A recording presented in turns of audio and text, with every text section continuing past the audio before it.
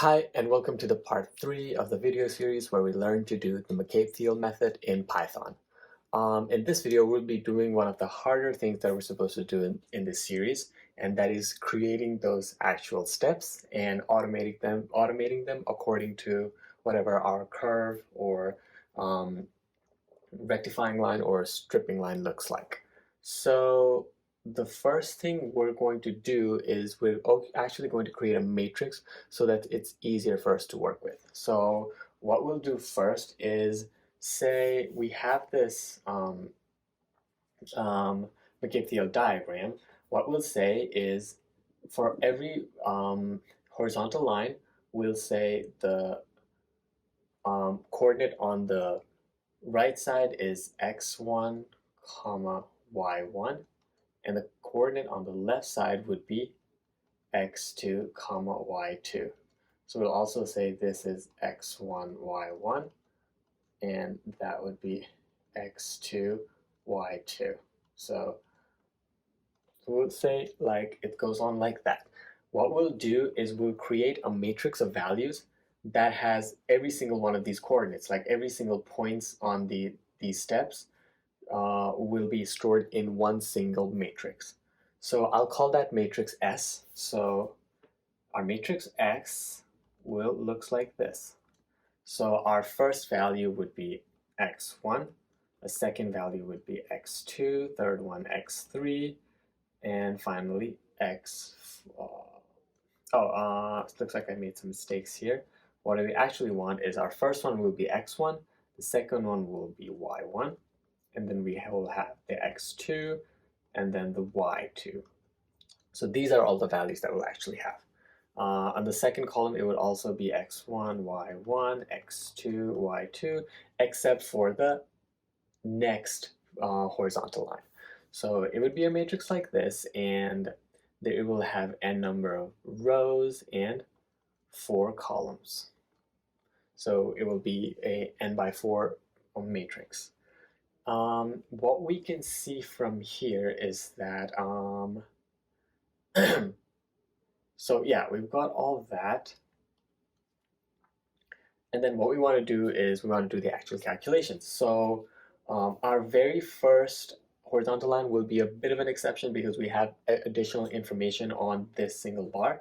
So yeah, what it's going to be is our x1 will be equal to our xd because it's a distillate composition, and our x2 will all sorry about that. Our y1 would also be equal to xd. Then we need to calculate x2. What's easy here is that x2 is simply the point on this curve where y2 is equals to y1. What does that mean? So first of all, we can very clearly see that our y2 is just going to be our y1 because it's on the same horizontal line. They should have the same y coordinate. But our x1, x2, on the other hand, can be calculated by using the equation of this curve.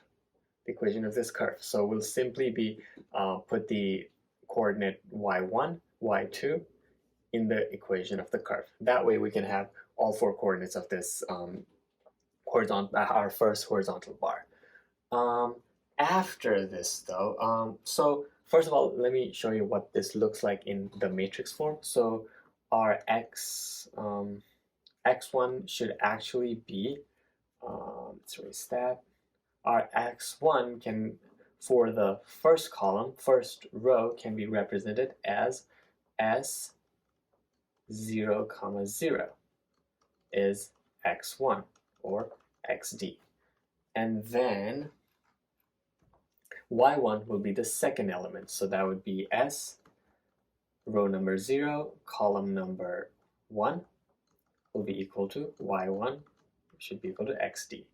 And then we have our x2, which is represented by column row 0, column number 2, or the third column.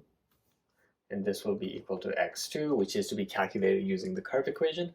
And finally, we have s0, 3, which is row number 0, column number 3, or the fourth element, which is equal to y2, which is equal to y1.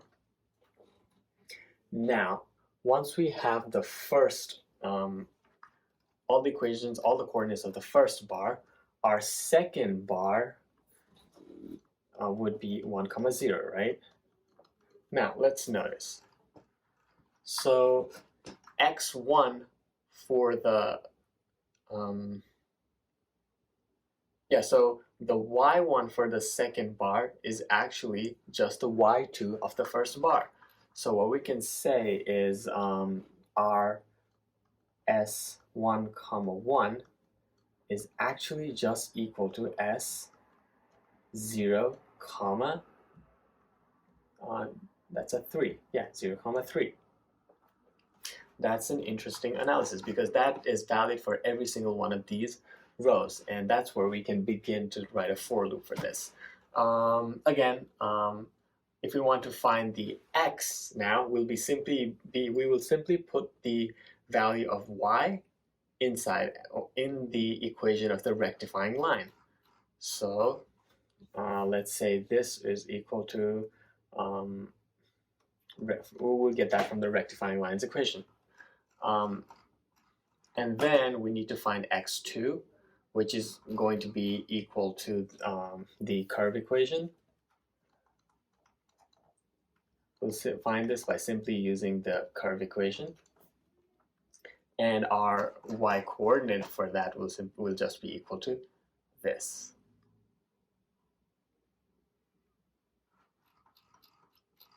So that will be equal to 1, 3 is just going to be equal to s1, 1. So there we have that. Actually, I think I made a mistake here. The coordinate of the x-axis is actually s0,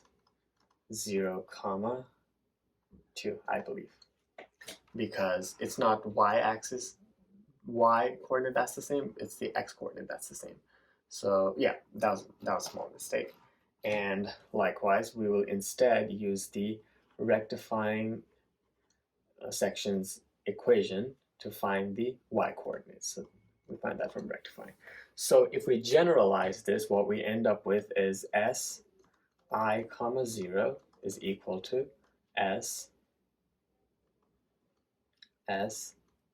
I minus 1, 2. And then this is again a general equation itself, so that can be generalized. Same thing with this. And finally, si, 3 is just always equal to si, 1. So by using these equations, we can simplify, we can automate this entire process. One little thing here, another thing to notice is when our calculations change. First of all, we need to change the rectifying equation into the stripping equation once we pass our this intersection. So we need to take care of that. And also, once we pass the bottom's composition value, we also stop calculating. So we need to program those in as well. So yeah, let's take this to Python. So the first thing I'm going to do is I'll make a matrix with of 0 matrix. So I'll call that S, and that equals to np.zeros. And I'll make a matrix with, say, 100 rows and 4 columns. 4 columns are necessary because that's our x1, y1, x2, y2. And then the 100 rows because I don't know exactly how many stages we need. So I'll just make it 100. And we will slowly add our actual values into this matrix. We'll substitute those zeros. And in the end, whatever zeros are left, we will get rid of. So yeah, for now we have this. Okay. Oh, I forgot to drag it in there.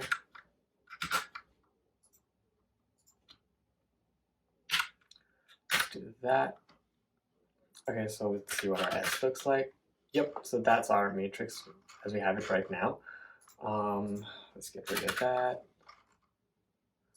Yeah, so like what we're gonna do now is we're gonna start our for loop in order to start calculating the coordinates of our stages. So for I in range, say 100, colon, and then so the first thing I want to do is I want to set up our first horizontal bar, this one. So we've already calculated, so our yeah, S00. So what we have is S0, 0 is going to be our XD. So XD, and then we have S0,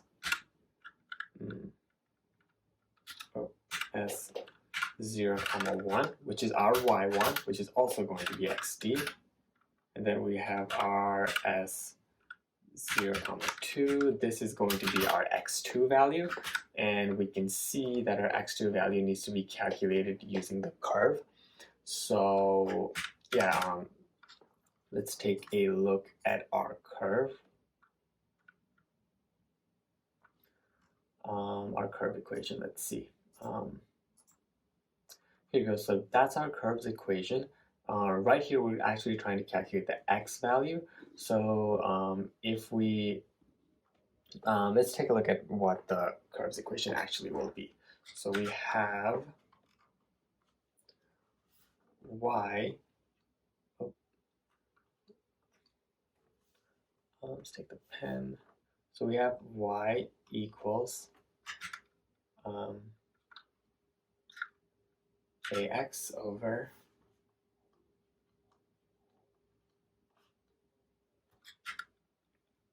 1 plus x bracket a minus 1.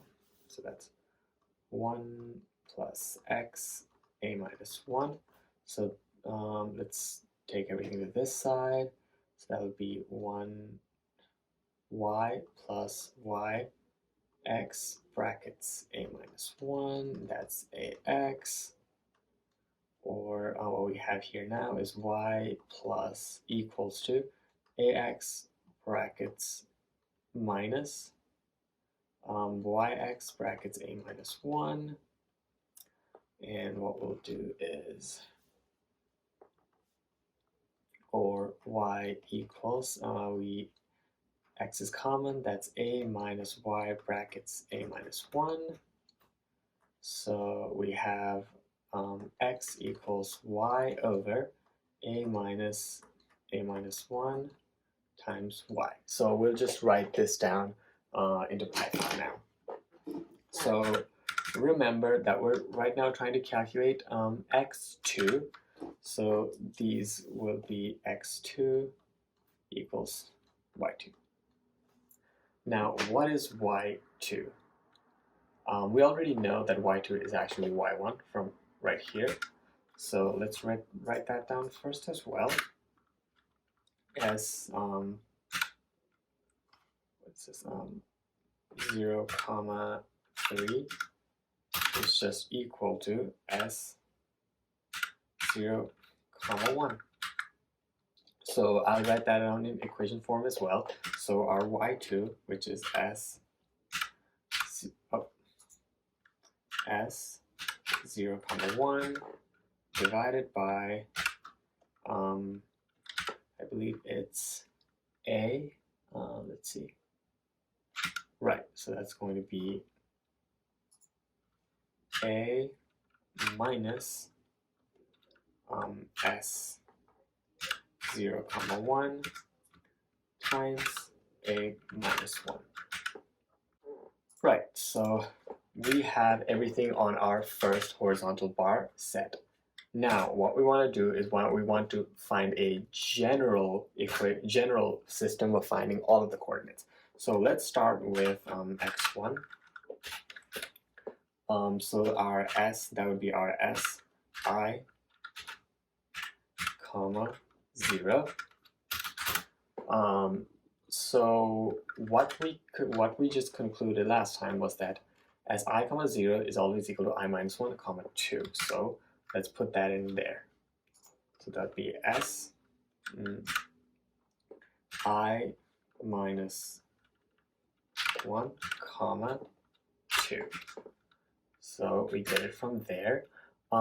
Another thing we also want to do right now is that if we take a look at our graph, what we can see here is that once our x value is actually less than xb, we need to stop making these stages. So while writing in programming, what I'll do is if s I comma 0 is less than xb, then what we want to do is s I comma 1 is equal to s 0 comma I comma 0. I'll also do the same thing for all the other coordinates too. So copy that, paste, paste. So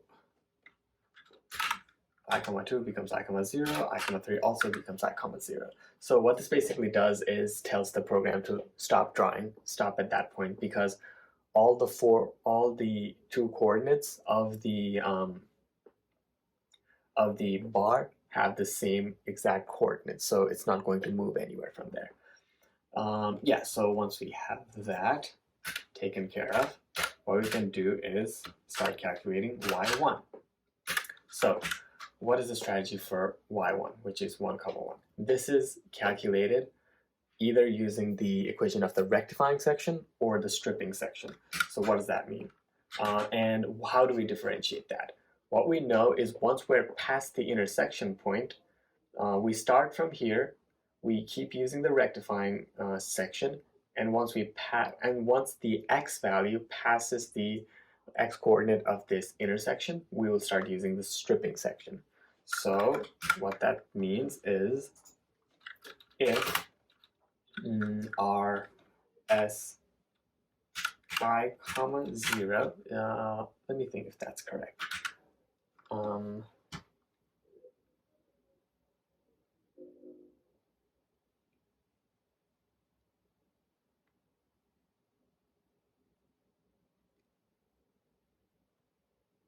Oh, it's actually I comma 2, I think.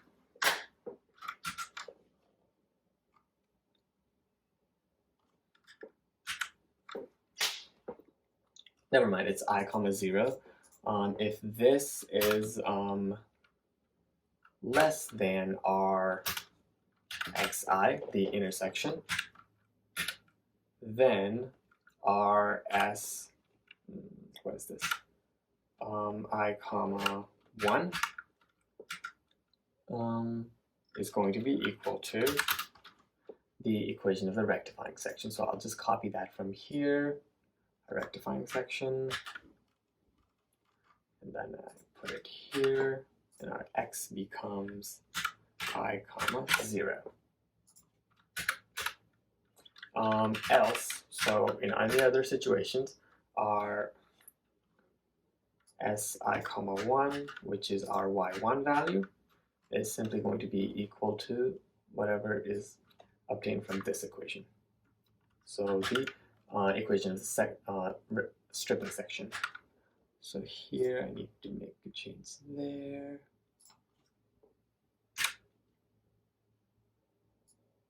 Let's copy that, and I'll paste it right here. And we have a way of calculating those y1 values as well. Oh, this has to be an s, not an x. All right, we have that now. Now we need to calculate x2. Let's see how that is generalized.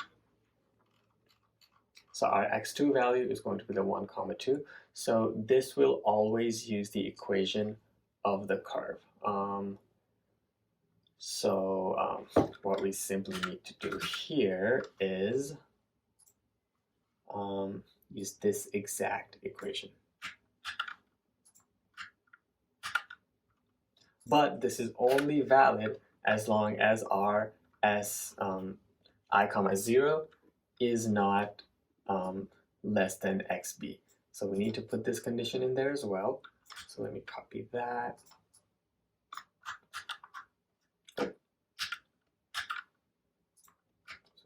place it here, the tab, and there should be an I instead of that 0 there, and there. And in other conditions, our else would say, this actually has to be greater, that was a typo. If it is smaller, our I comma 2 has to be I comma 0, so let's put that there as well. Finally, we take care of our x3 y2 values, and let's take a look at how we strategize that. So our I comma 3 value is only just going to be our I comma 1 value, so that's pretty easy to do. I'll just copy that.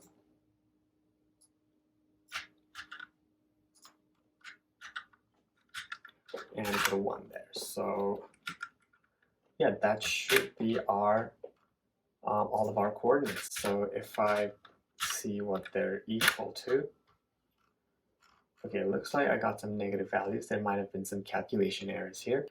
Okay, so it looks like I've made some mistakes here. So first of all, this needs to be greater than, because that is the only time we'll be using the rectifying section. After that, okay, there's supposed to be an I here, not a 0.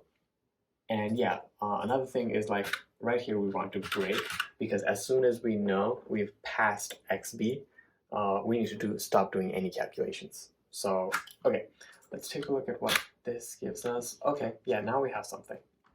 As you can see, we got a bunch of rows that are all zeros. Now let's get rid of all of that. So what I'll do is say S equals S brackets and not np dot all brackets S is equal to 0 and axis equals 1. Let's see what that gives us. Okay, that executed. Now let's see what we get here. Yeah, so what this did was it selected the axis 1, which would mean all of our rows, and then it it looked at all the values that were equal to 0, and we selected all of it. And by using this tilde, we told our Python to select everything except everything that we just selected, and we only saved those values. So we got rid of all of the 0 values, and we have these coordinates. The next step from here is basically breaking the coordinates such that we get x1, y1 in one row, x2, y2 in another row, and then so on. So let's see how we can do that. So now what I'm going to do is I'll create a new zero matrix S and call it np.zeros, and the number of rows I want here is exactly double the number of rows I have in this one. So I'll say 2 times np.size, what would it be, size of S, comma 0, because we just want to count the number of rows. Let's see what we get here. Oh, there's a mistake. Let's try this instead. Instead of doing this here, I'll say S row is equal to np.size of S comma 0. Let's turn this into S row instead.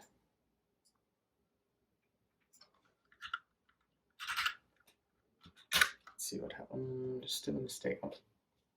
It doesn't look like there's any mistake, so let's see.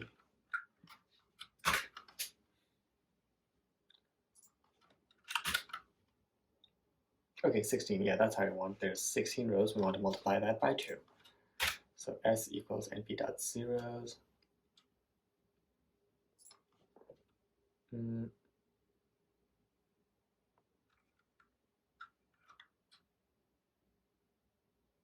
Huh, that's strange.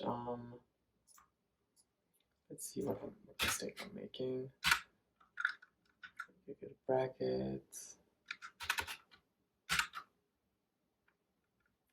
Okay, so it's asking for, yeah. Maybe I'm missing a bracket there.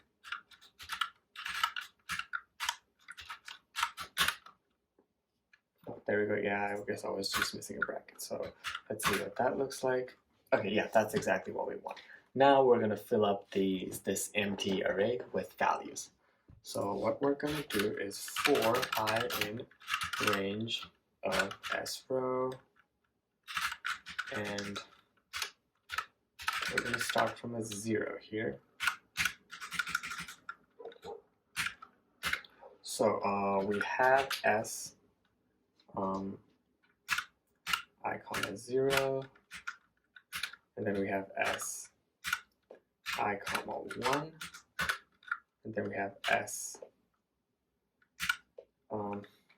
I plus 1 comma 0, and then we have S, oh, that's supposed to be uppercase, I plus 1 comma 1. And we all know the first element has to be the first from I comma 0 from the original matrix, and this will have to be equals to that I comma 1, and then we move down a row in our new matrix, and this becomes equals to S I comma 2 from the same row, and then finally we have S I comma 3. That's our final row. So there's one problem with doing this, is that the values are getting replaced. So we get the first row and then the second row, and then when we calculate it again, we're going back to row number. So let's see. So I, it becomes 0, 0, and then we have 0, 1, and then we have 1, 0, and then we have 1, 1. From here, we're going back and calculating on the second loop.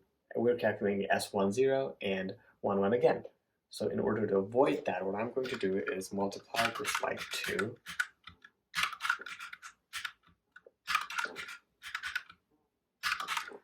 So this way what happens is on the first loop, it's going to be 0, 0, 0, 1, and then 1, 0, 1, 1. On the second run, it's going to be 2, 0, 2, 1, and then 3, 0, 3, 1. On the third run, it's going to be, third run is going to be 4, 0, 4, 1, 5, 0, 5, 1. That way the same value isn't getting repeatedly calculated, and we're getting the exact values that we want in the rows that we want. So let's see what we get from here. And yeah, that's exactly what we want. So 0.975, 0.975 on the first one, and then we get 9397, 9397, 975, 975, and so on, all the way up to 0.0216. So by now we actually have everything we need in order to plot our graphs. So we've calculated everything. All we need to do is like make our figure now. So let's see how we'll do that.